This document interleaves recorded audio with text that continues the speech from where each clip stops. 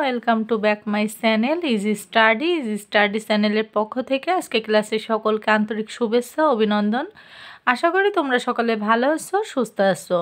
তো 2025 সালের সপ্তম শ্রেণীর শিক্ষার্থীদের আজ আমি চতুর্থ পার্ট বাংলার অর্থাৎ সপ্তবর্ণ বইয়ের যে 4 নম্বর যে গল্পটা আছে ছবির রং, এই ছবির রং এই গল্পটা আজ আমরা পড়ব এবং কি এখান থেকে যত প্রকারের প্রশ্ন ইম্পর্টেন্ট সেই প্রশ্নগুলো আমরা আন্ডারলাইন করব এবং আমরা এখান থেকে যে সৃজনশীল প্রশ্নটা আছে সেই প্রশ্নটার সমাধান দেখব।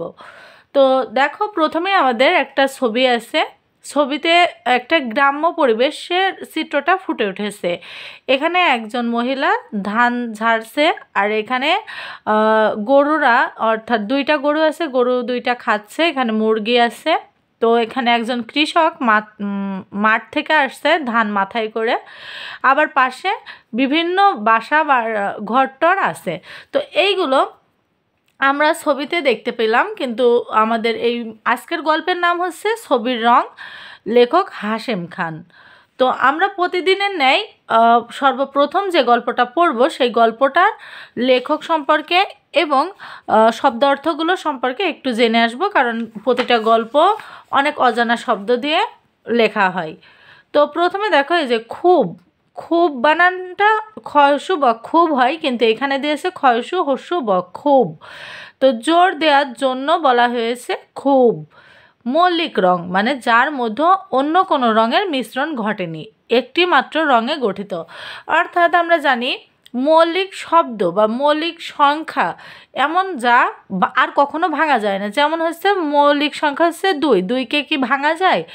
1 হচ্ছে মৌলিক সংখ্যা, 1কে ভাঙা যাবে। 3 হচ্ছে মৌলিক সংখ্যা, 3কে ভাঙা যাবে না। কিন্তু 4 কিন্তু মৌলিক সংখ্যা না, কারণ 4কে ভাঙলে আমরা 2 ক্ষণে 4 এটা পাই, তাই না? তো যাকে ভাঙা যায় না সেটাই মূলত মৌলিক। তো এমন কিছু রং আছে যেগুলো হচ্ছে মৌলিক নয়। এখানে ধরো আমার হাতে যে কলমটা আছে এই কলমটা কিন্তু মৌলিক রং নয়, কারণ এখানে 2-3টা রঙের মিশ্রণ দিয়ে আমাদের এই কলমটা তৈরি করা হয়েছে। তো এই কথাটাই আর কি এখানে বলা হয়েছে। স্বর মানে 6, অর্থাৎ ষড়ঋতুর দেশ আমাদের বাংলাদেশ। তো প্রচণ্ড, প্রচণ্ড মানে কড়া বা কঠোর। গেরুয়া, গেরুয়া মানে মাটির মতো রং। বাহার মানে শোভা বা সৌন্দর্য।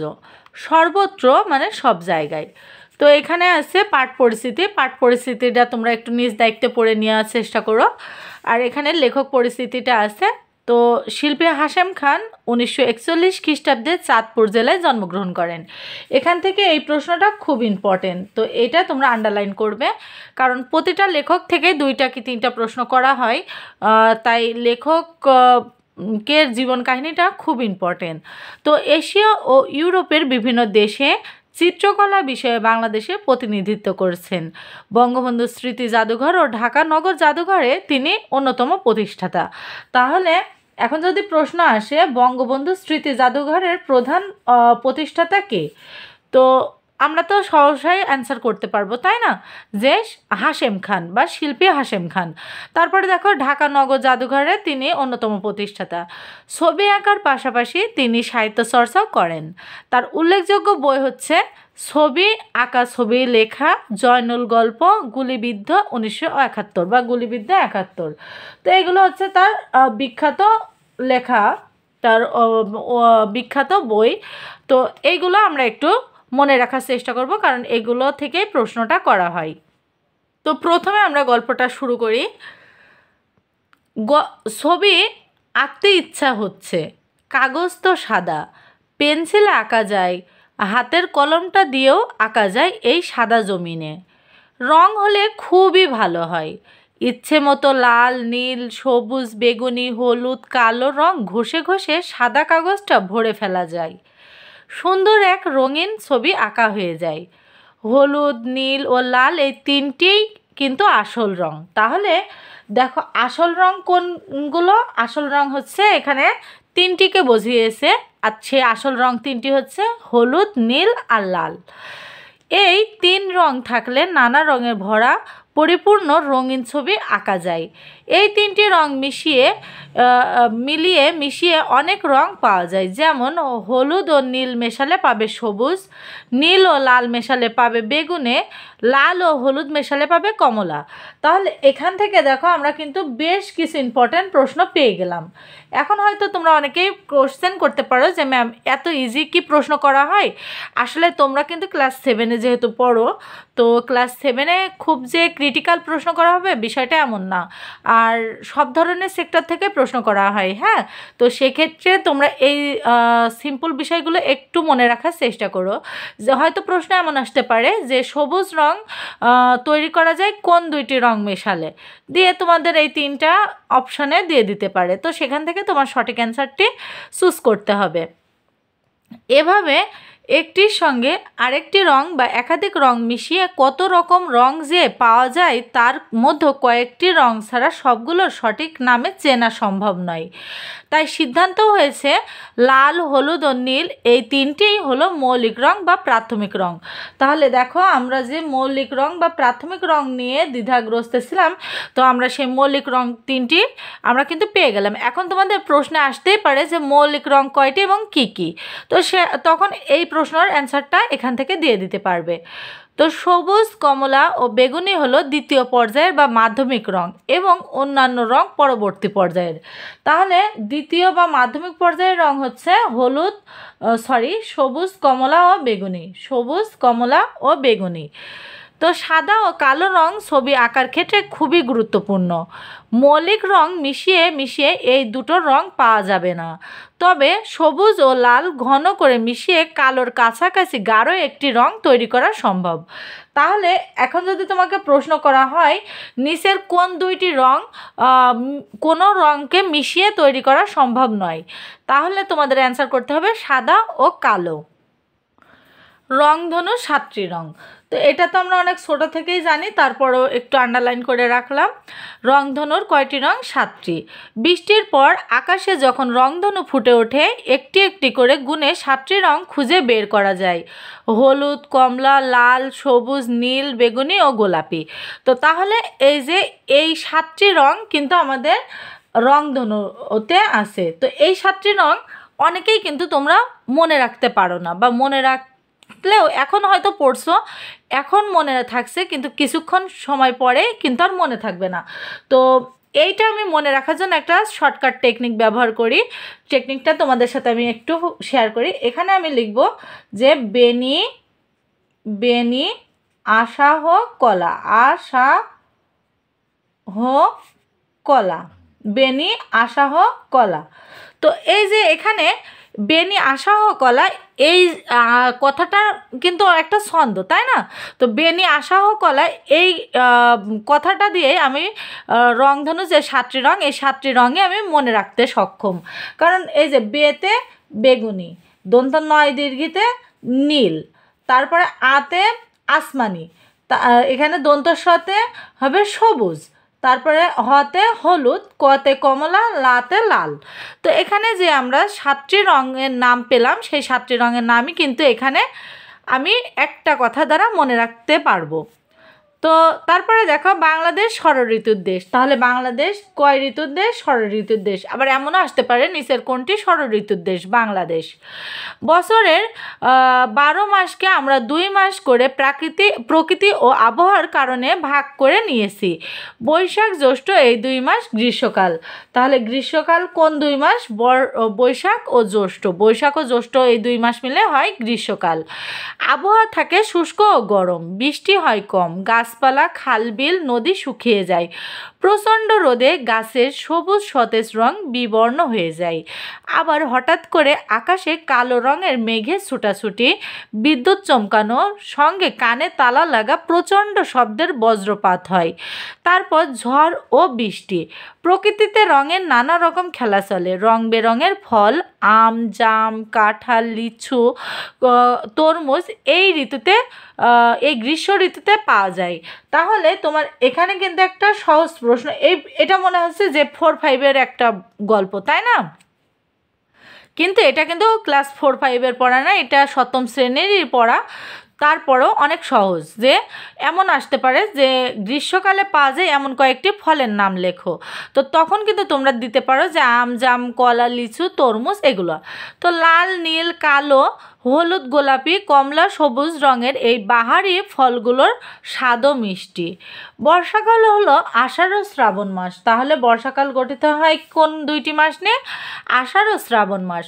ঝিরঝিরে অল্প বৃষ্টি থেকে ঝরঝর করে প্রবল বেগে বৃষ্টি হয় এই সময়। মাঠ ঘাট, নদী নালা, বিল ঝিল পানিতে টইটুম্বুর। পানি পেয়ে গাছপালা সতেজ হয়ে যায়, নানা রকম সবুজ রঙে ভরে যায় গাছপালা, বন জঙ্গল, ধান ক্ষেত, পাট ক্ষেত ইত্যাদি। সাদা ও কমলা রঙের কদম ফুল বর্ষা ঋতুর ফুল। তাহলে এখন আমাদের যদি প্রশ্ন আসে কদম কোন ঋতুর ফুল, তাহলে কি আমরা সঠিক অ্যান্সারটাই করতে পারবো বলো তো? কদম হচ্ছে বর্ষা ঋতুর ফুল। এই ঋতুতে সতেজ ও সবুজ কচু বনে যখন কমলা রঙের লম্বা লম্বা ফুল ফোটে, চমৎকার লাগে দেখতে। কচু ফুল তরকারি হিসেবেও সুস্বাদু। তাহলে কচু ফুল কী হিসাবে বেশি সুস্বাদু? তরকারি বা সবজি। শরৎকাল সাদা ও স্বচ্ছ নীলের ছড়াছড়ি। শরৎকাল কিসের জন্য ছড়াছড়ি? সাদা ও স্বচ্ছ নীলের। ভাদ্র আশ্বিন এই 2 মাস শরৎকাল। তাহলে শরৎকাল গঠিত হয় কোন 2টা মাস নিয়ে? ভাদ্র ও আশ্বিন। এই সময়ে বৃষ্টি বসে যায়। সুন্দর নীল আকাশে পেঁজা তুলোর মতো গুচ্ছ গুচ্ছ মেঘ ভেসে বেড়ায়। গাছপালা, নদী নালা, প্রকৃতি সব কিছু এই ঋতুতে ঝকঝকে। নদীর ধারে ও বিলে অল্প পানিতে কাদামাটিতে সবুজ গাছ থেকে বের হয়ে আসে নরম সাদা কাশফুল। বাতাসের দোলায় এই কাশফুল যখন দোলে, সুন্দর নরম রঙের কারণে মন তখন আনন্দে নেচে ওঠে। বিলে পুকুরে এই সময় শাপলা ফুল ফোটে। বেশিরভাগ সাদা লাল শাপলাও আছে, যা দেখতে খুবই সুন্দর। ভরা নদী ও খালে সাদা, লাল, নীল ও হলুদ বিভিন্ন রঙের পালতোলা নৌকা চলাচলের দৃশ্য মোহনীয়। হেমন্ত ঋতু হলো কার্তিক ও অগ্রহায়ণ মাস। তাহলে কার্তিক ও অগ্রহায়ণ মাস মিলে হয় হেমন্ত ঋতু। তো সবুজ ধান ক্ষেতের রং হলুদ হতে শুরু করে। ঋতুর শেষ দিকে অর্থাৎ অগ্রহায়ণ মাসে পুরো মাঠে হলুদ বা গেরুয়া রঙের বাহার। ধান পেকে গেছে, চাষিরা দল বেঁধে ফসল কাটা শুরু করে। এরপরে পৌষ ও মাঘ মাস। পৌষ ও মাঘ মিলে হয় শীতকাল। বনে জঙ্গলে, বাড়ির আঙিনায় সর্বত্রই নানা রঙের ফুল ফোটা শুরু হয়। এই ফুল ফোটা শীতের পরে বসন্ত ঋতু পর্যন্ত চলতে থাকে। শিমুল, পলাশ আর কৃষ্ণচূড়া গাছে যখন ফুল ফোটে, হলুদে গাছে ঝলমলে হলুদ রঙের ফুলে পুরো প্রকৃতি যেন রঙের উৎসবে মেতে ওঠে। মাঠে তিলের ক্ষেতে সাদা ও হালকা বেগুনে ফুল এবং সর্ষে ক্ষেতে ফুলে ফুলে হলুদের বন্যা নামে এই শীতকালেই। শীতের কারণে মানুষের পোশাকে আসে রঙের বৈচিত্র্য। লাল, নীল, হলুদ, কালো বৈচিত্র্য রঙের গরম কাপড় ও টুপি ব্যবহার করে মানুষ। শীতকালে কুয়াশা ও প্রকৃতিতে ধোঁয়াটে ধরনের এক মায়াবী রং আমাদের চোখের সামনে তুলে ওঠে। খুবই ঠান্ডা ও বরফ পড়া দেশ থেকে চলে আসে আমাদের দেশে লক্ষ্য পাখি, যে পাখিগুলোকে কিন্তু আমরা অতিথি পাখি বলে চিনি। দেখো, ঝাঁকে ঝাঁকে উড়ে এসে এরা আশ্রয় নেয় আমাদের দেশে খালে, বিলে, নদীতে, যাদের বলা হয় অতিথি পাখি। তাহলে এই পাখিগুলোর নাম কি বলতো? অতিথি পাখি। রং বেরঙের পালক এসব পাখির। শীতের শেষে বসন্তের শুরুতে এরা আবার চলে যায় নিজের দেশে। তাহলে মানে বিভিন্ন দেশে আছে, কিছু কিছু দেশে দেখা যায় একদমই বরফে ঢাকা, হ্যাঁ, তো গাছপালা একদম পুরো বরফে এঁটে যায়। আবার ফের ধরো তোমার বাসা বাড়িটা, আবার গাড়ি, সাইকেল এগুলোতে প্রচুর পরিমাণে বরফ জমে যায়। যেমন আয়ারল্যান্ডেও তো প্রচুর পরিমাণে বরফ জমে যায়। তো তখন ওই দেশের মানুষগুলো হয়তো তা পরিবেশের সাথে একটু সামঞ্জস্য করতে পারে বা চেষ্টা করে, কিন্তু এই যে পাখিগুলো এরা কখনো মানে কোনো পরিস্থিতিতেই ওই আবহাওয়ার সাথে নিজেদেরকে সামঞ্জস্য করতে পারে না। তো তখন ওরা করে কি, এক ঝাঁক ঝাঁক ধরে আমাদের দেশে চলে আসে। আমাদের দেশের আবহাওয়াটা একটু নাতিশীতল, তো এটা হচ্ছে সমস্ত প্রাণীর জন্যই একটু সহনীয়। তো তখন ওই পাখিগুলো এখানে কিছু মাস থাকে, অর্থাৎ এই শীতের কয়েকটা মাস থাকে। থাকার পরে তারা কিন্তু অতিথির মতো আসে। আবার ওই অতিথি পাখি দেখার জন্য প্রচুর মানুষের আগমনও ঘটে, ঢাকার বিভিন্ন জায়গায় আছে। তো তখন যখন এই যে পাখিগুলো আবার ফিরে যাওয়ার সময় হয় নিজ নিজ দেশে, কিন্তু তারা আবার ফিরে যায়। তো ফাল্গুন ও চৈত্র বসন্তকাল, এখানে ষড়ঋতু শেষ ঋতু। এই সময় গাছে গাছে যেন প্রতিযোগিতা, কে কত সুন্দর ও সতেজ ফুল ফোটাতে পারে। নানা রঙের পালকে সেজে ছোট বড় সব পাখি গাছে গাছে নেচে বেড়ায়, উড়ে বেড়ায়, ফুলের মধু খেয়ে উড়ে বেড়ায় আনন্দে। অন্যদিকে হাজার লক্ষ রঙিন প্রজাপতি, এত রং বেরঙে যে হিসেব করা সম্ভব নয়। নানা রঙের মোহময় প্রেরণায় মানুষও স্বভাবসুলভ আনন্দে মেতে ওঠে। বাসন্তী ও উজ্জ্বল রঙের পোশাকে সাজসজ্জায় উৎসবে মেতে ওঠে। তাই বসন্ত ঋতুই হলো রঙের ঋতু। তাহলে রঙের ঋতু বলা হয়েছে কোন ঋতুকে? বসন্ত ঋতুকে। আর বসন্ত ঋতু কোন মাস নিয়ে গঠিত? ফাল্গুন ও চৈত্র।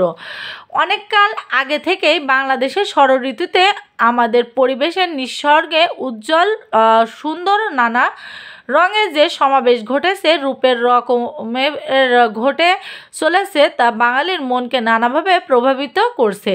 তাই আমরা দেখি আমাদের গ্রামীণ সমাজের লোকশিল্পীরা মাটির পুতুল, কাঠের পুতুল, কাপড় ও তুলার পুতুল, সোনার পুতুল, লক্ষ্মী সেওরা, শখের হাড়ি, নকশি কাঁথা, হাত পাখা, পাটি, গল্প বলার পোটে তথা লোকশিল্পে উজ্জ্বল ও সতেজ রং ব্যবহার করে ছবি ও শিল্পকে সুন্দর ও মোহনীয় রূপ দিয়ে চলেছে। তাঁতে তৈরি কাপড়ের তাঁতিরা এবং ক্ষুদ্র নৃগোষ্ঠীর লোকেরা তাদের তৈরি তাঁতের পোশাকে রঙিন সুতোর বুনটে নানা রঙে ঝলমলে মন কাড়া সব শাড়ি ও পোশাক বানিয়ে চলেছে। আমাদের শিশুরা এখন ছবি আঁকে। বিভিন্ন দেশের তুলনায় বাংলাদেশের শিশুদের ছবির রং অনেক উজ্জ্বল, সাহসী এবং মৌলিক রং ঘেঁষা। তাই খুব সহজেই বাংলা শিশুদের ছবিকে আলাদা বৈশিষ্ট্যে চেনা যায়। চারুকলা শিক্ষা প্রতিষ্ঠানের শিক্ষাপ্রাপ্ত চিত্রশিল্পীদের ছবির সামনে দাঁড়ালে একই কথা মনে হবে, বাংলাদেশের শিল্পীরা অনেক মুক্ত, সহজ ও সাহসী। তাহলে বাংলাদেশের চিত্রশিল্পীরা কী ধরনের স্বভাবের? মুক্ত, সহজ ও সাহসী। লাল, নীল, সবুজ, হলুদ, বেগুনি, কমলা, কালো ও সাদা রঙকে শিল্পীরা সুন্দরভাবে ছবিতে, নকশিকাঁথায়, হাত পাখায়, পুতুলে, হাঁড়ি পাতিলে ব্যবহার করছেন। তাই বাংলার শিল্পীদের শিল্পকর্ম সারা বিশ্বে প্রশংসা পাচ্ছে। তো এখন দেখো আমরা এই যে বহু নির্বাচনী যে প্রশ্নগুলো আছে এগুলোর সমাধান দেখব। ছবি আঁকার মৌলিক রঙগুলো কি? তো আমরা তো দেখলাম যে লাল, নীল ও হলুদ এগুলো হচ্ছে ছবি আঁকার মৌলিক রং। তারপরে দেখো, মাঠে গেরুয়া বাহার দেখে বোঝা যায় অগ্রহায়ণ মাস চলছে, মাঠে ধান পেকেছে, মানুষের পোশাকে বৈচিত্র্য এসেছে। তো মানুষের পোশাকে বৈচিত্র্য এসেছে কোন সময়ে? শীতকালে, তাই না? তো এটার সঠিক অ্যান্সার হবে অগ্রহায়ণ মাস চলেছে, মাঠে ধান পেকেছে। তাহলে 1 ও 2, এই যে আমাদের সঠিক অ্যান্সার হবে 1 ও 2। তারপরে এখানে দেখো একটা আমাদের উদ্দীপক দেওয়া আছে, জাহাঙ্গীরনগর বিশ্ববিদ্যালয়ে বড় বোনের সাথে বেড়াতে যায় সবিতা। সেখানে তার বোন তাকে বিশ্ববিদ্যালয় ক্যাম্পাস ঘুরে ঘুরে দেখায়। হঠাৎ সবিতার চোখ ক্যাম্পাস সংলগ্ন বিলে আটকে যায়। সেখানে রং বেরঙের হাজার হাজার পাখির মেলা বসেছে, কিন্তু কোনো পাখি তার পরিচিত নয়। উদ্দীপকে অচেনা পাখিগুলো ছবির রং রচনায় উল্লেখিত কোন ঋতুর কথা মনে করিয়ে দেয়? এগুলো কিন্তু অতিথি পাখি। আর অতিথি পাখি কোন সময় এসেছিল বলো তো? তো এইটা সঠিক অ্যান্সার হবে শীতকাল। তারপরে দেখো উদ্দীপকে উল্লেখিত পাখিগুলোকে আমাদের দেশে কি বলে? এখানে হচ্ছে অতিথি পাখি। আর এখানে যে প্রশ্নটা দেয়া আছে এই প্রশ্নগুলো তো তোমরা পারবে, যে চাষিরা কোন মাসে দল বেঁধে ফসল কাটে? এটা হচ্ছে অগ্রহায়ণ মাসে। আর এই তিনটি রং মিশিয়ে অনেক রং পাওয়া যায়। তো তিনটি রং কি কি এগুলো তো আমরা দেখেই আসলাম, আশা করি এটা তোমরা পারবে। তো যদি ভিডিওটা ভালো লেগে থাকে অবশ্যই বন্ধুদের মাঝে একটু শেয়ার করে দিও, আর একটু কমেন্ট করো, লাইক দিও, শেয়ার করো। আর ভিডিওটা যদি তোমাদের উপকারে এসে থাকে অবশ্যই চ্যানেলটাকে একটু সাবস্ক্রাইব করে দিও। আর তোমরা কোন কোন বিষয়ের উপরে ভিডিও পেতে চাও অবশ্যই কমেন্ট করো। আজকের মতো এখানে বিদায় নিচ্ছি, ধন্যবাদ সকলকে।